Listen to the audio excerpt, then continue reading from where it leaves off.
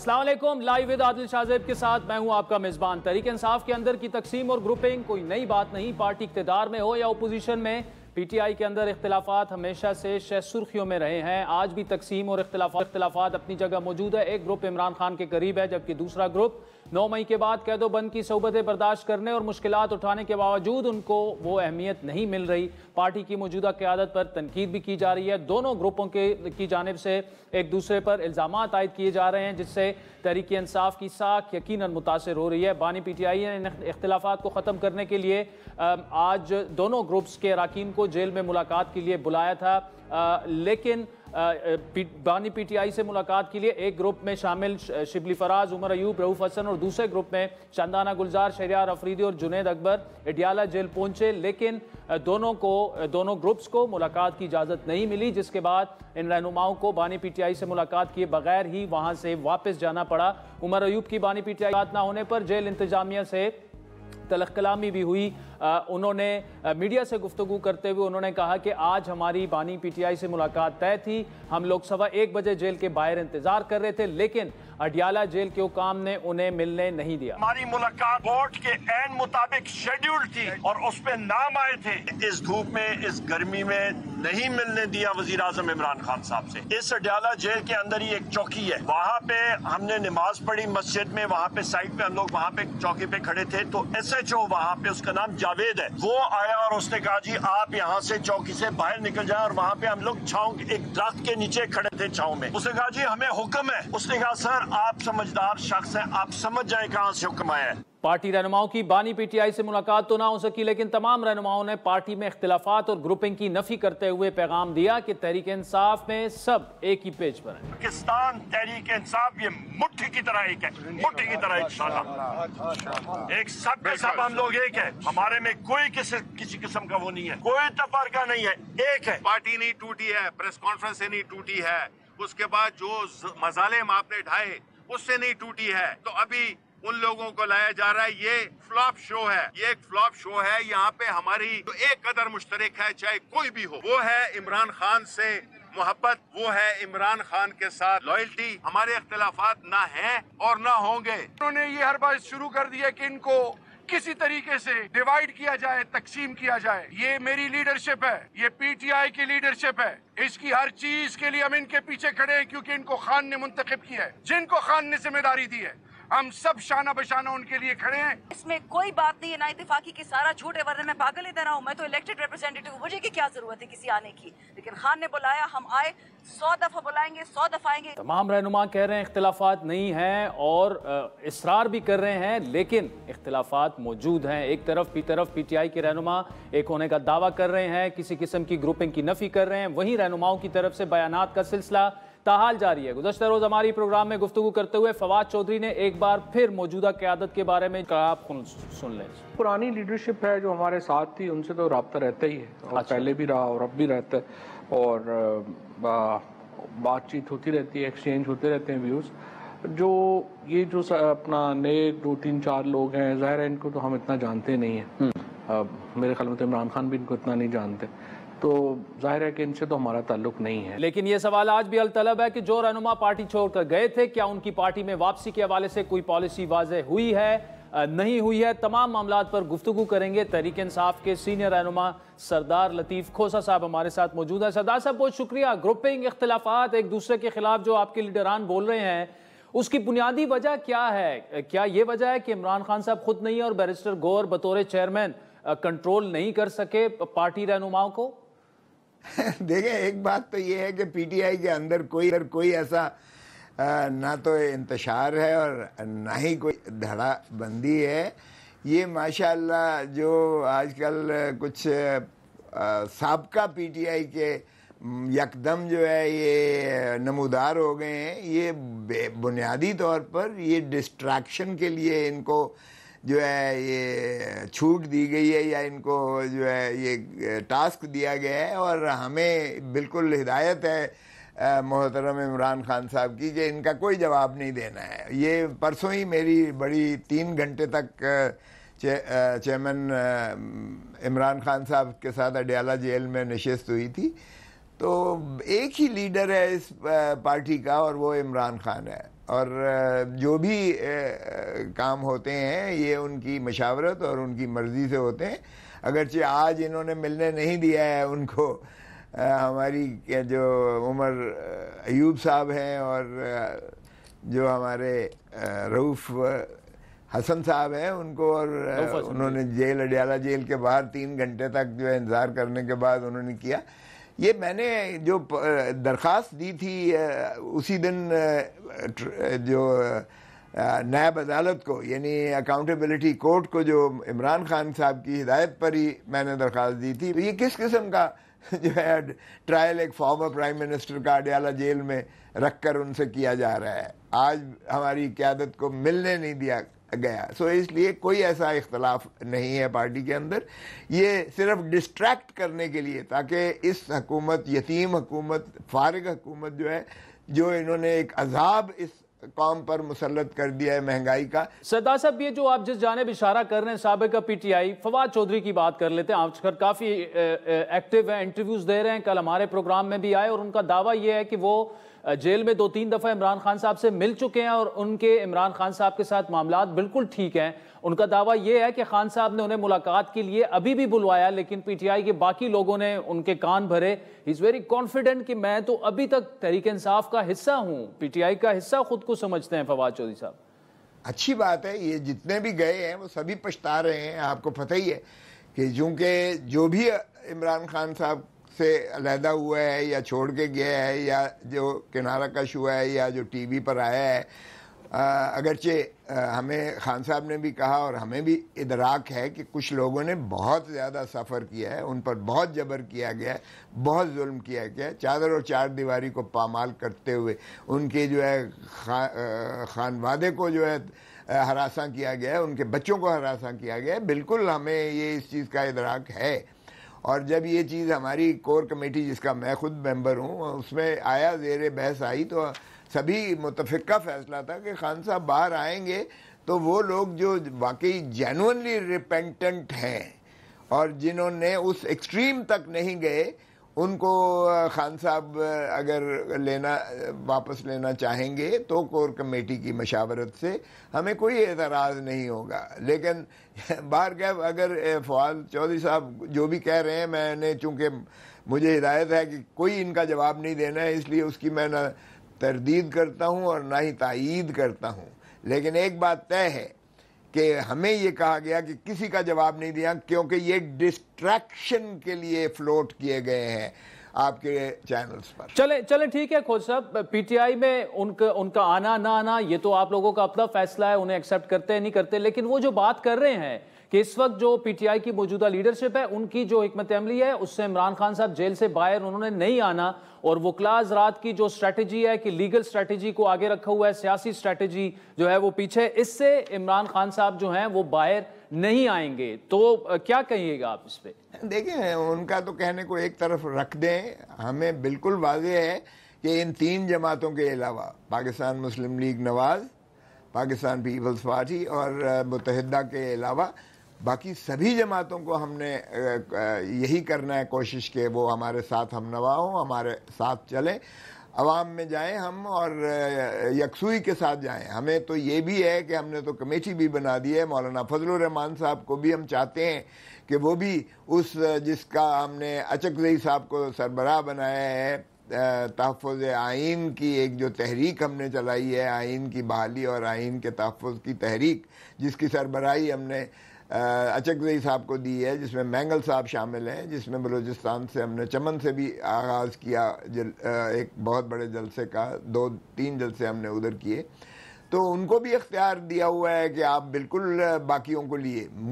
मैंने खुद पीर पगाड़ो साहब से बात की और मैंने सफदर अब्बासी से बात की और मैंने जो है लियाकत बलोच साहब से और पाकिस्तान जमात इस्लामी के सरबराह हाफिज़ नईमुर रहमान साहब से मैं खुद जाके मंसूरा में मिला। हमें ये बिल्कुल हम चाहते हैं GDA हो, पाकिस्तान की ये जमात इस्लामी हो, जमीयत उलमाए इस्लाम हो, सभी को हम चाहते हैं कि ऑन बोर्ड लाएं। ये कोई किसी के मशावरे की ज़रूरत नहीं है, मशवरे की, ये खान साहब की हिदायत ही यही है।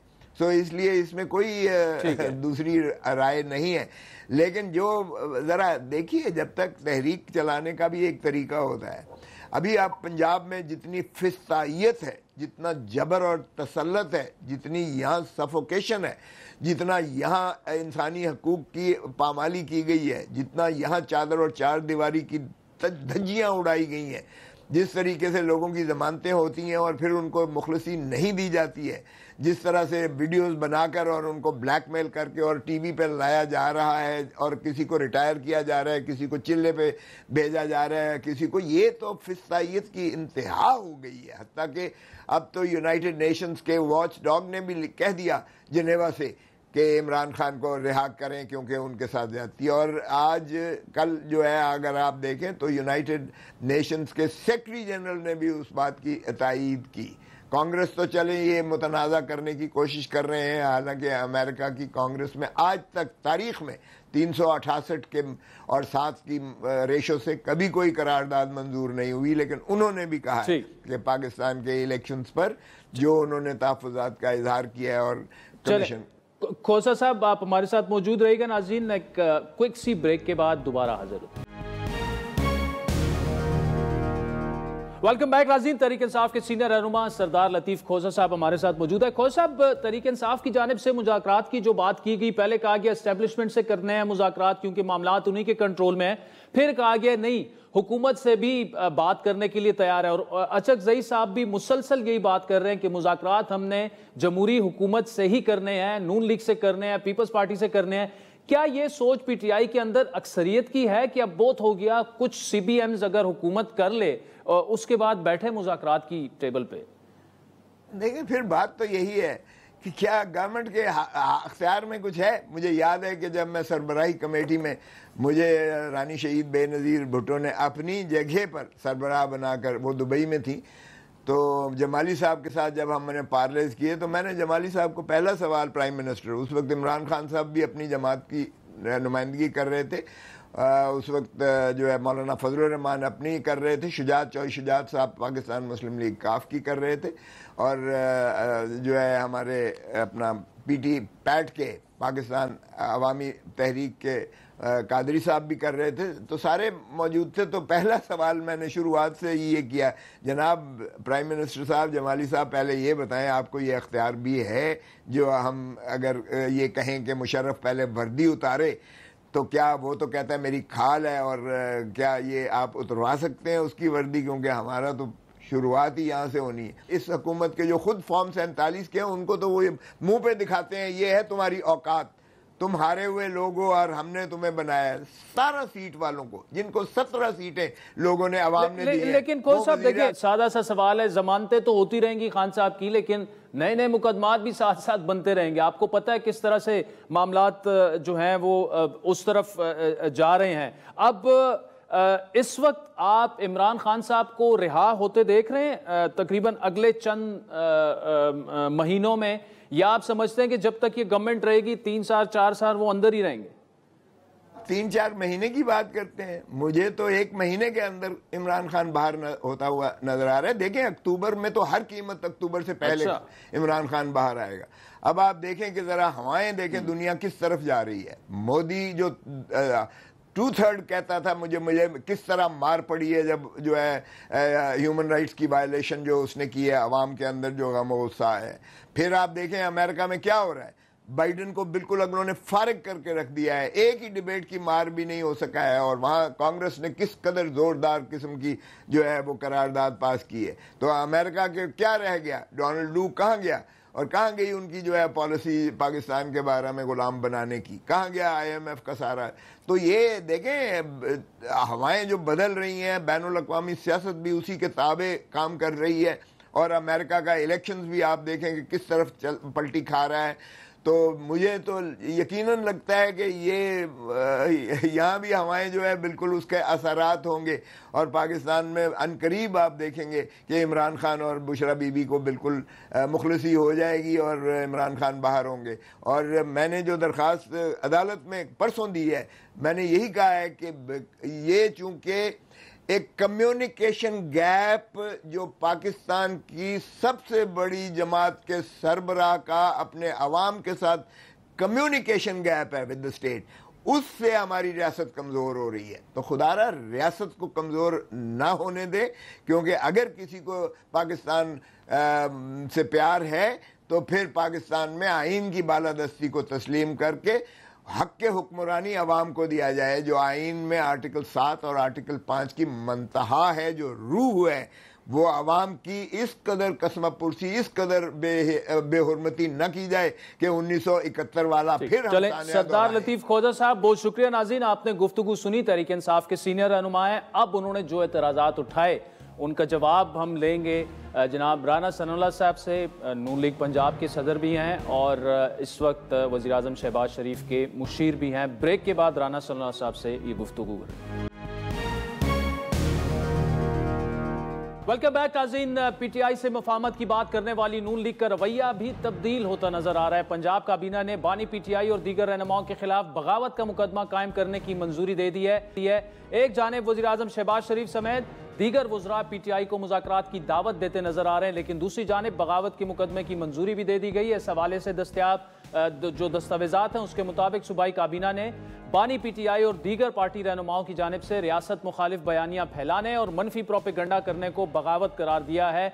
बानी पीटीआई की जानिब से पंजाब हुकूमत की जो संगीन केसेस हैं उसकी मंजूरी का इकदाम लाहौर हाई कोर्ट में चैलेंज किया जा चुका है, जिसमें पंजाब हुकूमत, IG पंजाब और वज़ारत दाखिला समेत दीगर को फरीक बनाया गया है और मौक़िफ़ इख्तियार किया गया है कि साबिक़ वज़ीर आज़म इस वक्त मुख्तलिफ मुकदमात में अडयाला जेल में कैद हैं। पंजाब हुकूमत ने इमरान खान समेत दीगर रहनुमाओं के खिलाफ संगीन मुकदमात दर्ज करने की मंजूरी दी। पंजाब काबीना का ये इकदाम आइन के आर्टिकल 10 की खिलाफ वर्जी है और जो PTI जो ज़रा सुनिए। इनके बानी को अगर वहाँ पर कोई मसाइब हैं, मुश्किलात हैं तो बताएं, बैठ के बात कर। मैं आज फिर कहता हूँ, आए बैठ के बात करें और बैठ के मामलात को तय करें। माशी चैलेंजेस से नबर्द आजमा नून लीग की हुकूमत अपनी मफामा पॉलिसी से, अगर मफामाना पॉलिसी से हटेगी तो यकीनी तौर पर उसे मजीद चैलेंज का सामना करना पड़ सकता है। अपोजिशन जमातें ग्रैंड अलायंस बनाने के लिए पर तोल रही हैं। राब्तों का सिलसिला जारी है, मुज़ाकरात हो रहे हैं। हुकूमत अपोजिशन को एंगेज करने की बजाय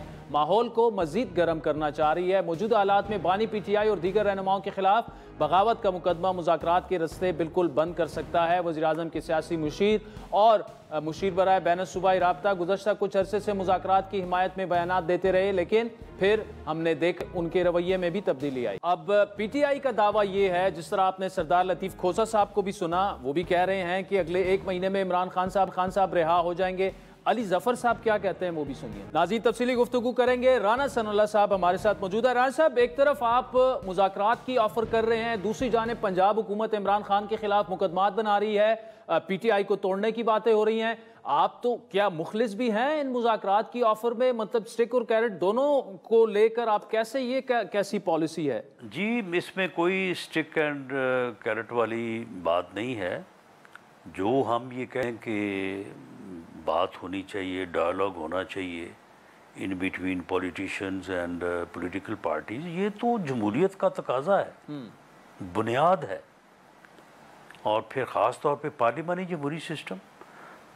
जमहूरी सिस्टम जो है वो तो दूसरे की राय का एहतराम करने, दूसरे की राय को बर्दाश्त करने से शुरू होता है। और फिर दूसरी बात यह है कि जब कायदे ईवान और कायदे हिस्ब इख्तिलाफ गाड़ी के 2 पहिए हैं तो फिर गाड़ी चल कैसे सकती है? तो इसलिए वो एक जमहूरी तकाजा है और उससे हम बिल्कुल उसकी अहमियत से इनकारी नहीं हो सकते।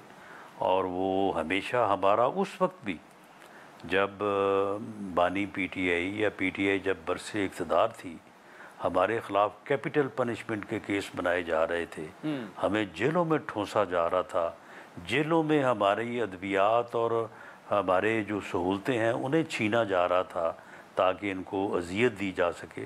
हमने उस वक्त भी कहा था कि जमहूरी तकाज़ों के मुताबिक और जो मुल्क और रियासत की ज़रूरत है, हम उसके लिए आपके साथ बैठने को तैयार हैं। इन्होंने उस वक्त भी इनकार किया था। ठीक, तो आज भी हमारा वही मौक़िफ़ है। रही बात उनकी कि वो जो हरकतें कर रहे हैं मुल्क के ख़िलाफ़, रियासत के ख़िलाफ़ जो 9 मई को उन्होंने किया, जो अब वो जो है वो पूरी दुनिया में जिस तरह से वो पाकिस्तान के चेहरे को जो है वो दागदार करने के ऊपर तुले हुए हैं, वो इस यानी सोच और माइंडसेट में है कि अगर हम हैं तो पाकिस्तान है और हम नहीं हैं तो पाकिस्तान नहीं है। तो उनके इस अमल का मुआखज़ा और मुहासबा जो है वो तो होना चाहिए, वो अपनी जगह पे है, वो हर कीमत पे होगा। रान साहब, आपसे पहले लतीफ़ खोदा साहब से तफसीली गुफ्तगू हुई, उनका दावा यह है कि 1 महीने के अंदर अंदर इमरान खान साहब बाहर होंगे और अक्टूबर से पहले किसी सूरत दोनों मियाँ बीवी जो हैं हर सूरत वो बाहर होंगे। आप क्यों समझते हैं कि वो 3-4 साल अंदर ही रहेंगे? देखें जी, वो अक्टूबर तक जो है वो देख लें और अक्टूबर तक जब बाहर आ जाएं तो फिर उसके बाद हमारी बात का या वज़ीर-ए-आज़म की पेशकश का कि आएँ और इस मुल्क की बेहतरी के लिए और इस मुल्क की तरक्की के लिए बैठ के जो है वो बात करें और मामलात को आगे बढ़ाएं। अक्टूबर के बाद जवाब दे दें, नवंबर में, हमें कोई इतनी जल्दी नहीं है, ठीक, नवंबर में बैठ जाएंगे। और रही बात के बाहर आने वाली, चलें बाहर वो करें पूरी कोशिश, उन्हें पूरी कोशिश करने का हक़ हासिल है कि वो बाहर आने के लिए अपने केसेस को ख़त्म करवाने के लिए, ज़मानत हासिल करने के लिए उन्हें ये हक़ हासिल है। उसी तरह से प्रोसिक्यूशन को भी हक़ हासिल है कि वो पूरी तरह से अपने मुकदमात की जो है वो पैरवी करे। तो अगर बाहर आ गए तो बाहर आने के बाद तो फिर क्या कोई तूफ़ान आ जाएगा? बाहर आके अगर उन्होंने कोई, उनके ज़हन में कोई और बात है तो वो भी करके देख लें। लेकिन मेरी ये बात आदिल शाह ज़ेब साहब नोट कर लें कि मुल्क के मसाइल या हमारे सियासी मामलात, इनका हल एक ही तरीका और एक ही रास्ता है और वो डायलॉग है। ठीक, बैठें, बैठ के बात करें, इसके अलावा कोई और ऑप्शन नहीं। तो रान साहब, मुज़ाकरात वो भी चाहते हैं, आप भी चाहते हैं, कुछ CBMs तो हुकूमत को भी करने होंगे। जब वो ये कहते हैं चले बानी PTI अगर फ़िलहाल ना भी सही, बाकी जो उनके लोग हैं उनको तो रिहा किया जा सकता है और उसके बाद मुज़ाकरात जो हैं आगे की तरफ बढ़ा सकते हैं आप लोग। नहीं तो वो बैठें, बैठ के बात कर लें। अगर वो बताएं हमें कि गवर्नमेंट इस बारे में उनकी क्या मदद कर सकती है।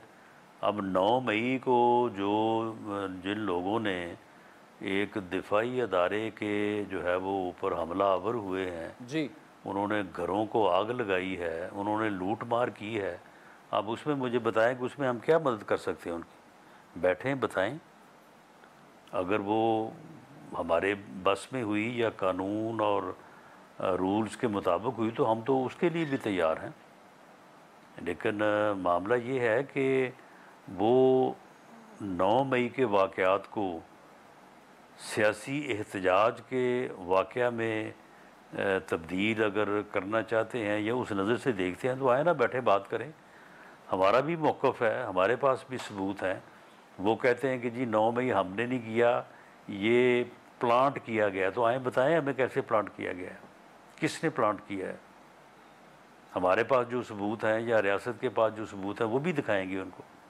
शायद उनकी समझ में आ जाए बात कि ये गलती हमसे हुई है और वो अपनी उस गलती के अजाले के लिए जो है वो कोई कदम उठाएं और हो सकता है कि फिर उसमें जो है वो अदालतें भी लीनियंट व्यू ले लेती हैं। तो रान साहब, ये सोच आपकी जमात के बाज़ लोगों में पाई जाती है कि जब तक बानी PTI अंदर रहेंगे तो मुल्क में इस्तेकाम रहेगा और जब वो बाहर आएंगे तो मामला फिर अदम इस्तेकाम की तरफ जाएगा। ऐसा क्यों है? देखें, ये उनका जो माजी है, जब से उन्हें, पहले तो वो खैर single seat single man party थी। जब अक्टूबर 2011 में या 2011 में जब उनका एक जलसा हुआ और उस जलसे से उनको अहमियत मिली, तो उसके बाद से मुझे आप एक कदम उनका बता दें, एक स्टेप, एक फ़ैसला जो अफरा तफरी, जो इक़्तिदार का हसूल, जो फितना गरी, जो मार धाड़ से जो है वो अलहदा हो। हर कदम, हर फैसले में उन्होंने यही काम किया। धरनों से लेके आप आ जाएं 2018 तक, और उसके बाद 2018 से लेके 2022 तक उन्होंने जलसे किए, जुलूस किए, लॉन्ग मार्च किए, और उसके बाद जो है वो फिर अपना जो है जब इक़्तिदार जाता रहा तो फिर लॉन्ग मार्चेस शुरू कर दिए।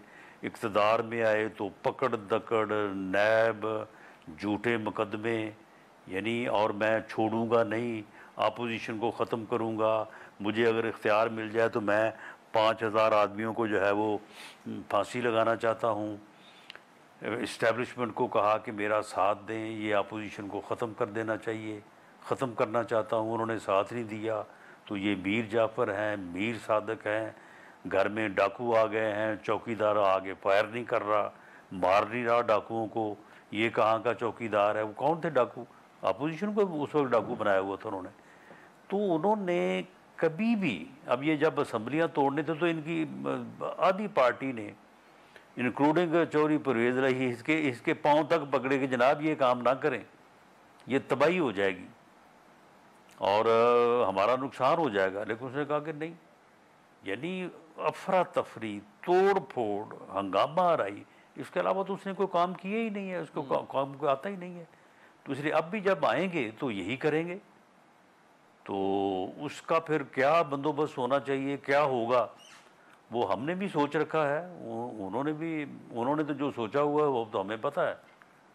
तो ये मामला तो ठीक है, अगर वो समझते हैं कि वो अक्टूबर तक जो है वो हर चीज़ पे जो है वो काबिज हो जाएंगे तो ठीक है, अगर ना हो तो चले, मेरी तरफ से ऑफ़र है, नवंबर में फिर बैठ जाएंगे, नवंबर में बैठ के बात कर लेंगे। तो राणा साहब, उन्होंने जो सोच रखा है, आपने जिस तरह कहा, और आपने ये भी कहा कि आप लोगों ने भी बंदोबस्त कर रखा है, ये बंदोबस्त लीगल और सियासी होगा?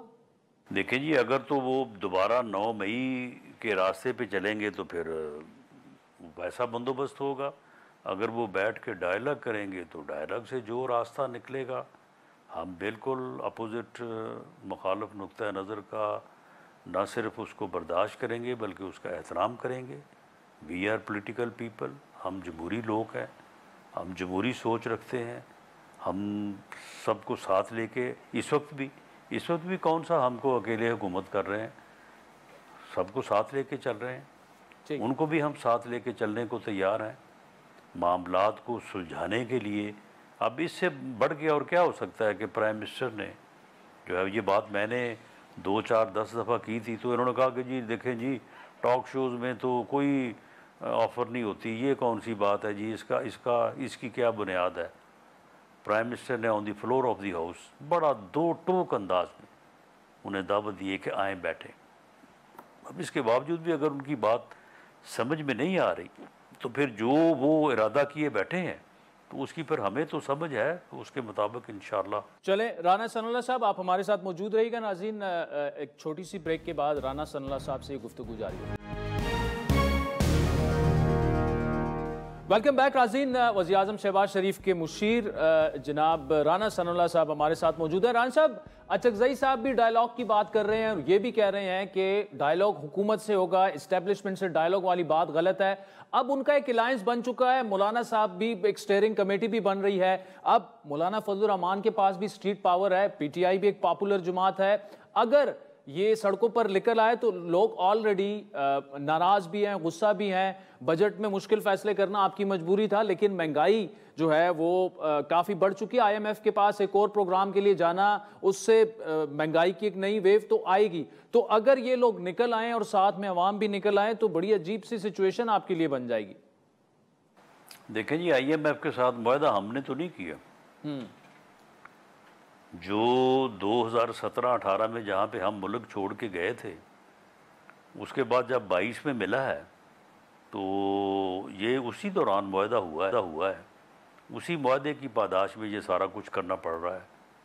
कोई चीज़ हमारी कोई ज़ाती ख्वाहिश के मुताबिक या हमने तो नहीं की। अवाम को इस बात का शऊर है, अवाम को इस बात का मालूम है और हमें पूरी उम्मीद है कि अवाम जो है वो इन चीज़ों को जानते समझते हैं और उसके मुताबिक अवाम जो है वो इस बात को, इस मुश्किल को बर्दाश्त करेंगे, क्योंकि आखिर मुल्क है तो हम सब हैं। और इंशाअल्लाह ताला अगर ये जो है वो मुश्किल वक्त गुजर जाता है, तो अगले साल से इंशाअल्लाह ताला आसानियाँ आना शुरू हो जाएंगी और आवाम को जो तकलीफ़ है उसका हमें भी एहसास है, तो इंशाअल्लाह ताला इसमें रिलीफ जो है वो आवाम को मिलेगा। हमारी भी यही कोशिश है। अच्छा, अब शहबाज शरीफ साहब ने फैसला किया है जैसे ही वो पाकिस्तान वापस पहुंचते हैं तो ऑल पार्टीज कॉन्फ्रेंस बुलाएंगे अज़म इस्तेकाम ऑपरेशन के हवाले से, ऑपरेशन हो स्ट्रेटजी जो भी उसका नाम दें। अब कल भी बाजावड़ में सेनेटर हिदायत की शहादत हुई। क्या आप समझते हैं कि ऑल पार्टीज कॉन्फ्रेंस में तमाम सियासी जमातें आ जाएंगी या यहाँ पे भी सियासत की जी हमने नहीं आना? देखिए जी, अगर इसमें कोई सियासत खेलता है तो ये बदकिस्मती है, ये बड़ी गलत बात होगी। इसमें कोई सियासत नहीं होनी चाहिए, लेकिन जो अज़्म इस्तेहकाम ऑपरेशन की बात चल रही है वो इस वक्त की ज़रूरत है। जो वाक़यात, जो हालात वहाँ पे हैं, ये ख़ुद PTI वाले साहबान जो हैं एक तरफ उसकी मुखालफत करते हैं, दूसरी तरफ कहते हैं कि जी शाम के बाद वहाँ पे कर्फ्यू हो जाता है, वहाँ से कोई गुज़र नहीं सकता, कोई आ जा नहीं सकता। तो इस सूरत हाल में ऑपरेशन जो है वो वक्त का तकाजा है। आखिर में रान साहब, काबीना में एक्सटेंशन रही है, मजीद कुछ वज़रा को शामिल किया जा रहा है इस वक्त? देखिए जी, एक्सटेंशन होनी तो है, लेकिन इसमें कोई एज सच इस वक्त देने गौर नहीं है कोई बात। ठीक, राना साहब thank you so much for joining us. नाज़रीन, प्रोग्राम में आगे बढ़ते हैं। 2 साल पहले रोड एक्सीडेंट में ड्राइवर की गफलत से कत्ल होने वाले नौजवान शकील तनोली के वालिद ताहाल इंसाफ के मुतलाशी हैं। लाहौर प्रेस क्लब में मीडिया से गुफ्तगू करते हुए शकील तनोली के वालिद का कहना था कि 2 साल पहले शकील तनोली अपने दोस्त के साथ रात को काम से वापस आ रहे थे कि एक लड़की ने उन्हें गाड़ी मारकर दोनों का उसी मौके पर उनकी मौत हो गई और वो मौके से फरार हो गई। उनके बकौल आज मेरे बेटे के कत्ल हुए 2 साल हो गए हैं, लेकिन अभी तक उन्हें इंसाफ नहीं मिल सका। उन्होंने ये इल्ज़ाम भी आयद किया कि उनके बेटे के कत्ल के बाद 62 अफराद उन्हें कई मरतबा उन्होंने धमकाने और डराने की भी कोशिश की और किसी तरह डील करके मुकदमा ख़त्म करवाना चाहते हैं, लेकिन उनके बकौल मुझे डील नहीं, इंसाफ चाहिए। इस्लामाबाद में मेरा बेटा शकील अहमद तनोली और उसका दोस्त रोड की साइड पर पैदल जा रहे थे कि पीछे से आने वाली LEJ 17 सरकारी गाड़ी ने मेरे बच्चे और उसके दोस्त को कुचल दिया। मलक वजाहत अली खान, अदील इशफाक, मोहम्मद इरफान वेद इस्लामाबाद पुलिस मानसेरा गए। मानसेरा से DPO साहब मेरे घर आए, मुझे डराया धमकाया, मुझे कहा कि 1,50,000 रुपया ले लें और इस केस से पीछे हट जाएं। आज मेरे बेटे के बेहमाना कत्ल को पूरे 2 साल गुजर गए और अदालत में चालान तक पेश नहीं हुआ। अगर मेरे बच्चे के कातिल को गिरफ्तार नहीं किया गया तो मैं सुप्रीम कोर्ट के सामने अपने आप को आग लगा दूंगा। इंसाफ मिलना चाहिए और इंसाफ होता नज़र भी आना चाहिए। जिस माशरे में इंसाफ ना हो उस माशरे का अंजाम जो है वो कोई अच्छा नहीं होता। नाज़रीन, आज के प्रोग्राम पर फीडबैक ज़रूर दीजिएगा। हमारा ट्विटर हैंडल है @आदिल शाहज़ेब। इजाज़त दीजिए, खुदा हाफ़िज़।